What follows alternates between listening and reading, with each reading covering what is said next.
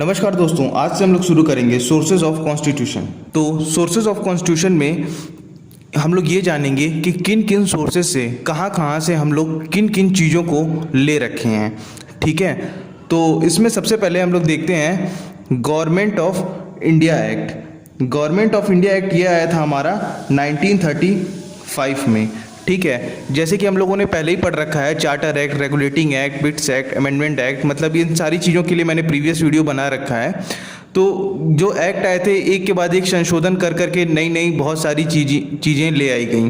तो government of India act से ही करीब करीब हमारा जो कॉन्स्टिट्यूशन है उसमें 75% चीज़ें, मतलब 3/4 जो है यहीं से ले लिया गया था।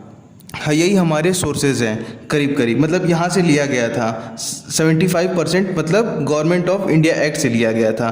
तो इसमें सबसे पहले क्या क्या चीज़ें मतलब ली गई थी, तो यहाँ पे आप देख सकते हैं फेडरल स्कीम। फेडरल स्कीम मतलब पावर डिस्ट्रीब्यूशन का, इसमें जो जो चीज़ें जो पावर्स हैं, अलग अलग जो ओहदे हैं, उन सारी चीज़ों का डिस्ट्रीब्यूशन किया गया था। तो ये फेडरल स्कीम में किया गया था। ऑफिस ऑफ गवर्नर, जो गवर्नर की जो, ये देखिए यहाँ पे कॉमा नहीं लगा है, सॉरी फॉर दैट। तो जो गवर्नर मतलब जो हमारे राज्यपाल होते हैं, इसका भी जो कॉन्सेप्ट है वो भी हम लोग का यहीं से आया है, गवर्नमेंट ऑफ इंडिया एक्ट से। जुडिशरी जैसे हाई कोर्ट, सुप्रीम कोर्ट, ये सारी चीज़ें जो भी जुडिशरी रिलेटेड चीज़ें हैं, तो ये सारी चीज़ें भी, इसका भी कॉन्सेप्ट जो है ये गवर्नमेंट ऑफ इंडिया एक्ट से हमें मिला है।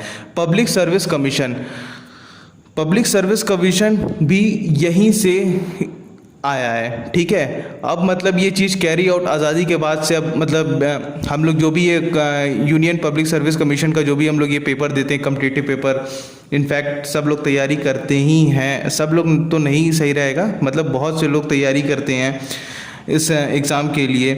ठीक है, तो इसका भी जो कॉन्सेप्ट है ये इम्पॉर्टेंट है, देख लीजिएगा। तो इसका भी जो कॉन्सेप्ट है ये गवर्नमेंट ऑफ इंडिया एक्ट 1935 से ही आया था। इमरजेंसी प्रोविजंस, इमरजेंसी मतलब देश में अगर कभी आपातकाल की स्थिति हो जाए, ठीक है, देश में अगर कुछ दिक्कत आ गई अचानक से, तो इमरजेंसी के भी जो सारे प्रोविजंस हैं, इसका भी कॉन्सेप्ट हमारा गवर्नमेंट ऑफ इंडिया एक्ट 1935 से ही लिया गया था। और एडमिनिस्ट्रेटिव डिटेल्स भी यहीं से ली गई थी।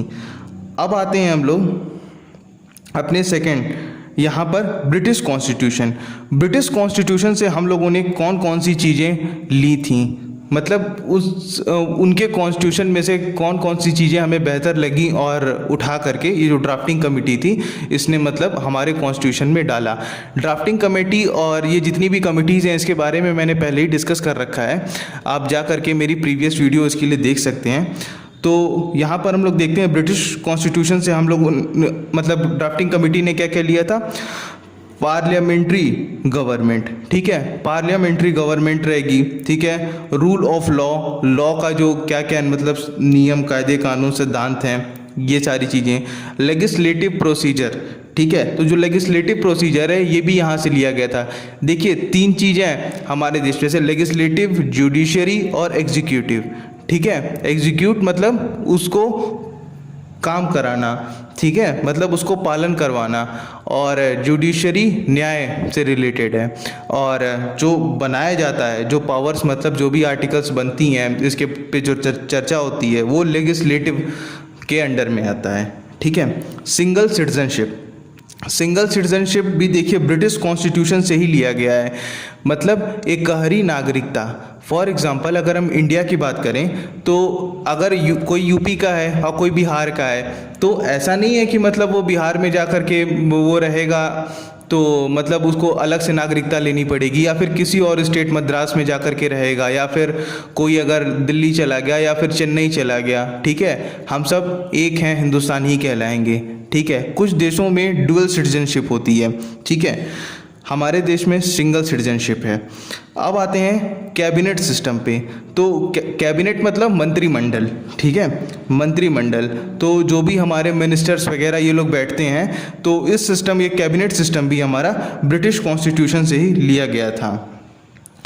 Prerogative writs, sorry for that, prerogative writs. ठीक है, तो जो ये प्रेरोगेटिव रिट्स हैं, ये सारी चीज़ें भी हम लोगों ने ब्रिटिश कॉन्स्टिट्यूशन से ही लिया था। प्रेरोगेटिव राइट्स क्या होते हैं? प्रेरोगेटिव मतलब जैसे किसी एक इंसान को या फिर एक ग्रुप ऑफ पीपल को कुछ विशेष अधिकार मिले हों, ठीक है, जैसे कि कुछ भी, मतलब जैसे कि अगर किसी कमिटी है, कोई लोग हैं, उन्हें कुछ ना कुछ विशेष अधिकार मतलब इक्वालिटी इक्विटी को देखते हुए, ठीक है, दिए जाते हैं।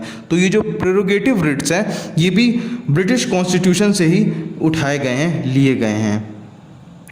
पार्लियामेंट्री प्रिविलेज, ठीक है, तो जो पार्लियामेंट के जो सदस्य हैं, जो लोग हैं पार्लियामेंट के, तो उसके भी प्रिविलेज का ध्यान रखा गया है यहाँ पर, ठीक है।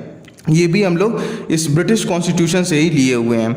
और बाईकैमरलिज्म, जैसा कि आपको पता है हमारे देश में लोकसभा और राज्यसभा दो तरह की सभा है, ठीक है, तो इसलिए इसे बाईकैमरलिज्म कहते हैं, ठीक है। इसके बारे में भी मैंने पहले ही डिस्कस कर रखा है, ठीक है, बाईकैमरलिज्म, ठीक है, इसके बारे में पहले ही डिस्कस कर रखा है। लोकसभा राज्यसभा ये दोनों दो तरह की सभा है यहाँ पे, जो जिस पे मतलब चलती है, बैठते हैं,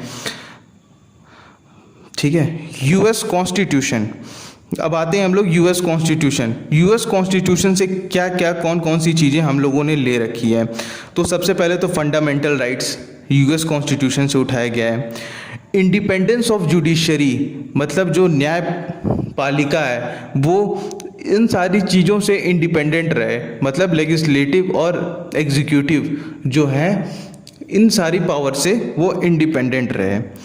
जुडिशियल रिव्यू, ये भी यहाँ से यूएस कॉन्स्टिट्यूशन से लिया गया था। इम्पीचमेंट ऑफ प्रेसिडेंट, ठीक है, इम्पीचमेंट मतलब प्रेसिडेंट, ये भी जो पावर है इम्पीचमेंट की, ये भी यूएस कॉन्स्टिट्यूशन से ही मिली थी। Removal of Supreme Court and High Court जजेस and post of vice president, ये भी, इसका भी ये जो रिमूवल का जो मतलब ये कॉन्सेप्ट है ये भी हम लोग यूएस कॉन्स्टिट्यूशन से ही लिए हुए हैं, ठीक है। तो ये बेसिकली ये वो सारी चीज़ें हैं कि कौन कौन सी चीज़ हम लोग कहाँ कहाँ से लिए हुए हैं, ठीक है। अब आते हैं आयरिश कॉन्स्टिट्यूशन पे। तो आयरिश कॉन्स्टिट्यूशन पे आप देख सकते हैं सबसे पहले ही directive principles of state policy.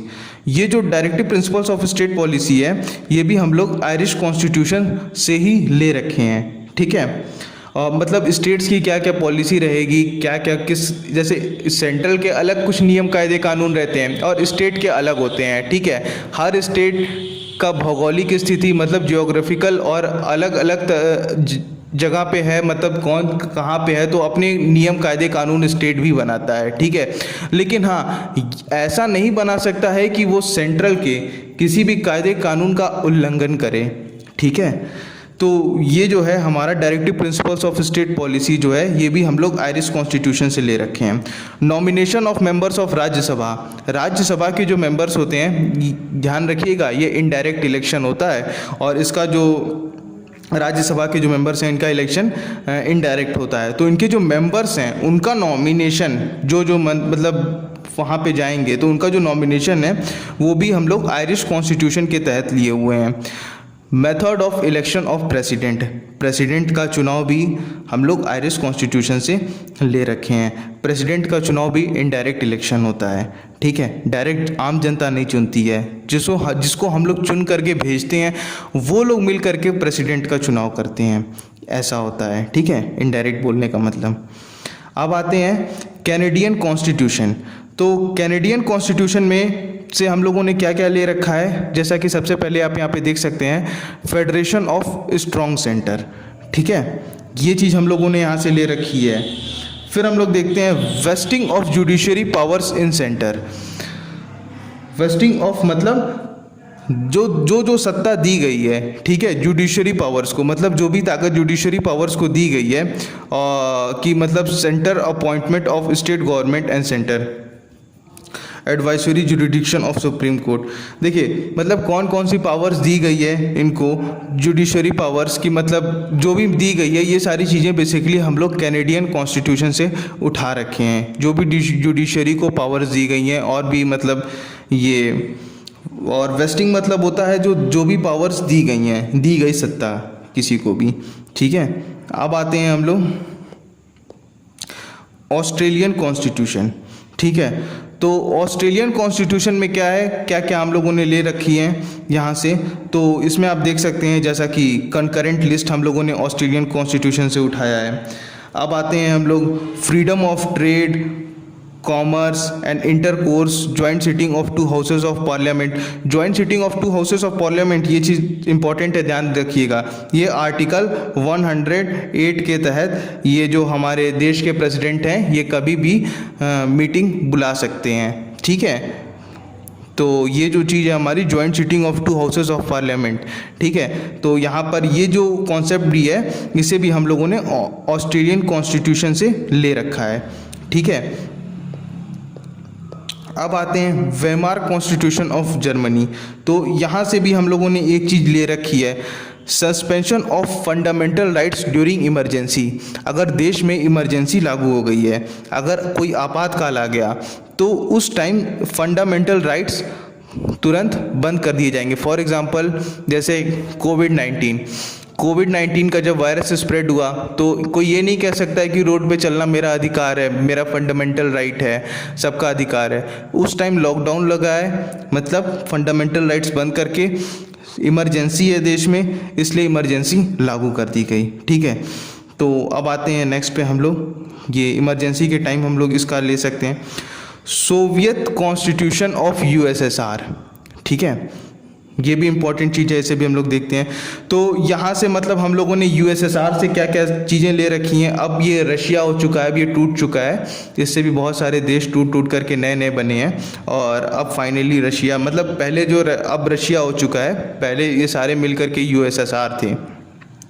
तो यहाँ से हम लोग फंडामेंटल ड्यूटीज़ को उठाए हैं, ideal of justice, social, economic and political, ठीक है, इन द प्रीएम्बल। ये भी चीज़ हम लोग सोवियत कॉन्स्टिट्यूशन ऑफ यूएसएसआर से उठा रखे हैं, ठीक है। अब आते हैं फ्रेंच कॉन्स्टिट्यूशन। फ्रेंच कॉन्स्टिट्यूशन की बहुत मतलब एक ख़ास बात है, लिबर्टी, इक्वलिटी, ये 3 टर्म आप ज़रूर याद रख लीजिएगा, ठीक है। ये चीज़, ये जो आइडिया है ये भी हम लोग फ्रेंच कॉन्स्टिट्यूशन से ही उठा रखे हैं concept. Liberty, equality and fraternity जो भी हमारे प्रीएम्बल में दे रखा है, ये भी हम लोग फ्रेंच कॉन्स्टिट्यूशन से ले करके रखे हैं, ठीक है। अब आते हैं साउथ अफ्रीकन कॉन्स्टिट्यूशन, ठीक है। तो साउथ अफ्रीकन कॉन्स्टिट्यूशन से हम लोगों ने क्या ले रखा है कि procedure of amendment of constitution.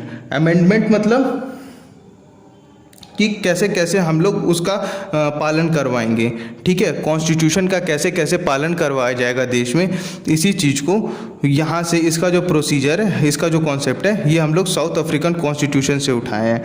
और election of members of Rajya Sabha, जो भी राज्यसभा के मेंबर्स हैं उनका भी इस तरह से इलेक्शन, याद रखिएगा। इसके पहले हम लोगों ने जो बात किया था आयरिश कॉन्स्टिट्यूशन में, वो हम लोग नॉमिनेशन की बात किए थे कि किस तरह नॉमिनेट किए जाएंगे, और यहाँ पर हम लोग इनके इलेक्शन की बात कर रहे हैं। तो इस चीज़ को ध्यान रखिएगा, ठीक है।